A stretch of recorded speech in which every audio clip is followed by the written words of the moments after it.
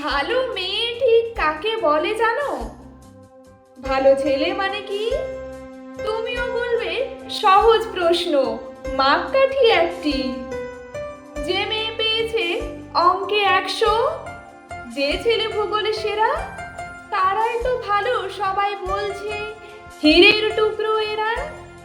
কাগজে ওদের ছবি ছাপা হয়, টিভিতে দেখায় মুখ, ওদের জন্য আমারও তো ভাই আনন্দে ভরে বুক।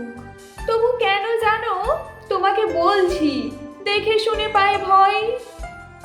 শুধু এত নাম্বার পেলেই কি ভালো ছেলে মেয়ে হয়? আচ্ছা, ধরো না, যে মেয়ে পেয়েছে অঙ্কে অনেক কম, তার গান শুনে মুগ্ধ সবাই, হাততালি হরদম। ওই যে যে ছেলেটা পাশ করে গেছে এবারও টেনে টুনে, বলতে কি ভাই আমরা অবাক ওর আবৃত্তি শুনে। নাটকেও তার নেশা আছে খুব, পরের বিপদে ছোটে।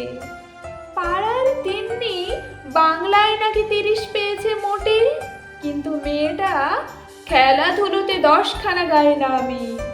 সত্যি বলতে তুমিও বলবে ওরা নয় কেউ দামি। চায় যে অনেক ইঞ্জিনিয়ার, চায় আরো ডাক্তার, পাশাপাশি চাই শিল্পী, খেলুড়ে, স্নেহময়ী সিস্টার।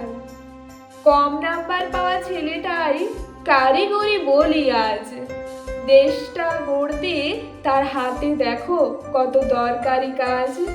পরের দুঃখে কাতর যে মেয়ে মুক্তি করেছে কালো, কম নাম্বার পেয়েছে বলে কি বলবে না ওকে ভালো?